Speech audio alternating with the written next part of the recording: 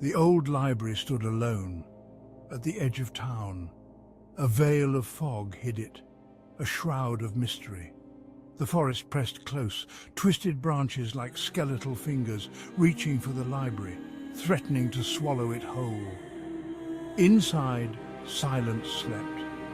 Dust-covered shelves stretched into the shadows. The air was heavy, thick with the smell of decay and fear. Mark, Sarah and David, 3 friends drawn to the unknown. They dared to enter the library. Mark, the brave one. Sarah, the cautious one. David, the skeptic. All of them about to face their deepest fears.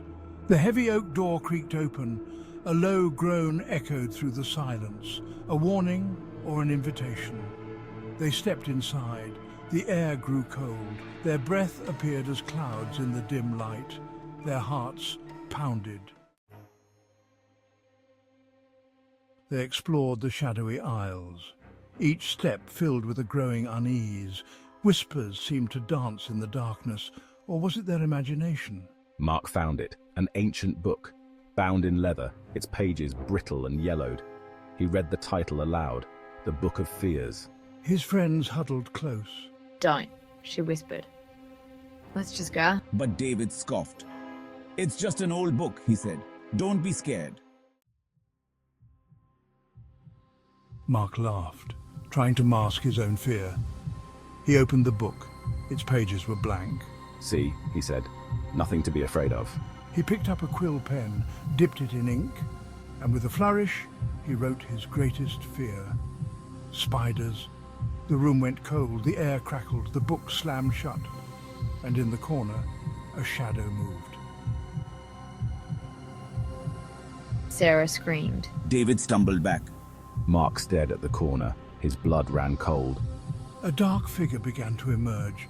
Its eyes glowed red in the shadows. It moved towards them, slow and deliberate. They ran for the door, but it was locked. They rattled the handle, pounded on the wood, but there was no escape. They were trapped with their fears and something more sinister. Panic surged through them. They huddled together, their backs against a bookshelf. The dark figure stalked closer. Sarah couldn't take it anymore. Tears streamed down her face. It's my fault, she cried. We shouldn't have come here. The book lay open on the floor, compelling, threatening. Sarah knew what she had to do. With trembling hands, she wrote her greatest fear. Being alone. The shadows deepened. The temperature plummeted. And outside, the fog swirled closer to the library, enveloping it completely. The dark figure grew larger, more menacing. Its red eyes bored into them, feeding on their terror. This isn't real. It's just a trick. But even he couldn't deny the truth. He snatched the book. His hand shook as he wrote his fear. Drowning. The air grew heavy, thick and humid. The scent of salt water filled their nostrils. The sound of waves crashing filled their ears. Their fears surrounded them. Spiders descended from the ceiling, their hairy legs reaching for Mark. The shadows stretched out, threatening to engulf Sarah in a lonely embrace. Water seeped from the walls, rising around David's ankles. The library was alive, hungry, and their fears were its feast. David choked, the water rising up to his chest. They were lost in their own personal nightmares, consumed by the very things they dreaded most. The dark figure smiled, a grotesque, chilling smile. It had won. It always won.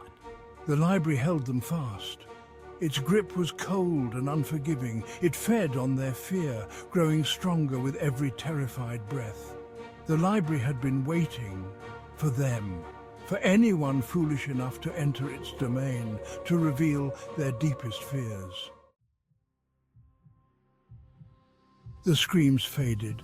The library fell silent once more. Only the soft lapping of water and the rustling of spiders broke the stillness. The book lay open, its pages filled with the chilling testament of its victims, waiting for the next chapter to be written. The library stood alone, at the edge of town, shrouded in fog and silence, waiting for its next victims to whisper their fears. The end, or is it just the beginning?